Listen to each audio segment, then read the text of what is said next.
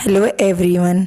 आज हम आरएमएस और सैनिक के लिए स्टैटिक जीके का सिलेबस डिस्कस कर रहे हैं और हमारे चैनल पर अब रेगुलर स्टैटिक जीके, हिंदी और जीके के इम्पोर्टेंट क्वेश्चन की सीरीज लगातार चलेगी, तो आप उन क्लासेस से जुड़ सकते हैं।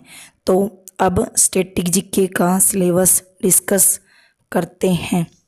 तो सबसे पहले नेशनल और इंटरनेशनल अवार्ड से क्वेश्चन पूछा जाता है। फिर उसके बाद है इम्पोर्टेंट डेज, यानी इसमें वाटर डे और जो यूथ डे, ऐसी कुछ क्वेश्चन पूछ सकते हैं।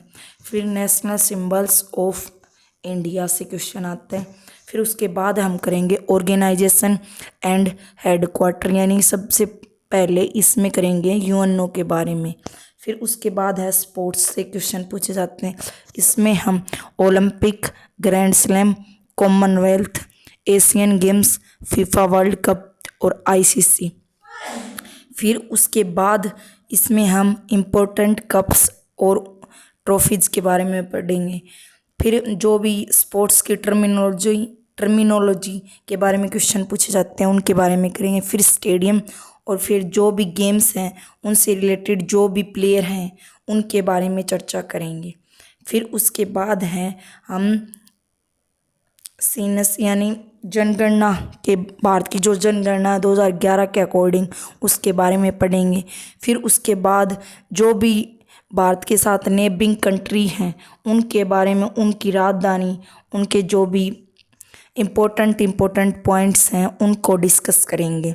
फिर उसके बाद हम जो भी ये नेबरिंग कंट्री हैं भारत के साथ उनके बारे में चर्चा करें। फिर उसके बाद जो भी डिस्कवरी और इन्वेंटर हैं उनके बारे में देखेंगे। इससे भी एक क्वेश्चन पूछ लिया जाता है।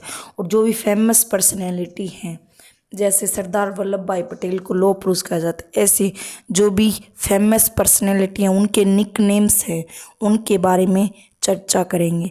और उनसे रिलेटेड जो भी इम्पोर्टेंट जगह हैं उनके बारे में भी चर्चा करेंगे।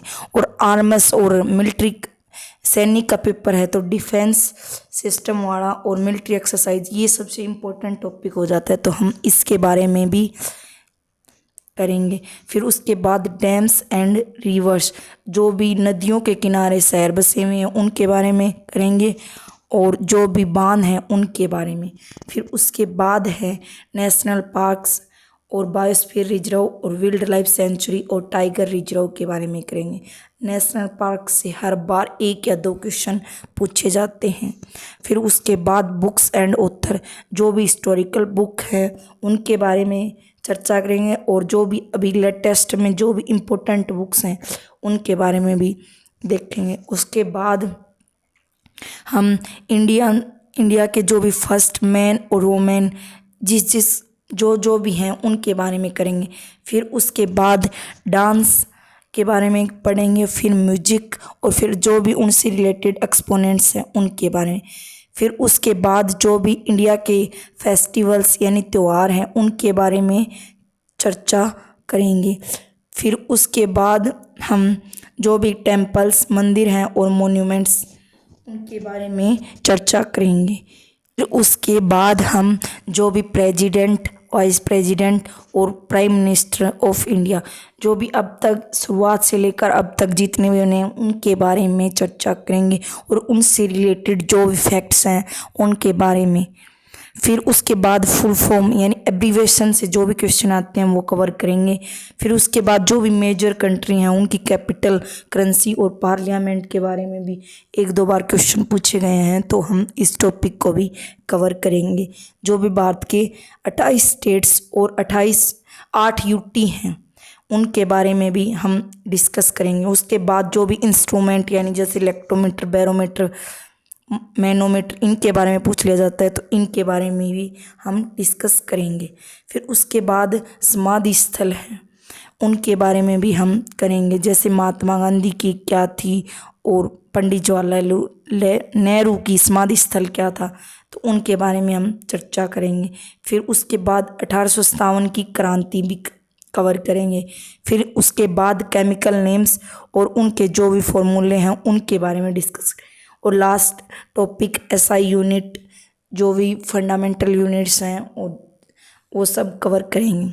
आई होप आप सबको स्टैटिक जीके का पूरा सिलेबस समझ आ गया होगा।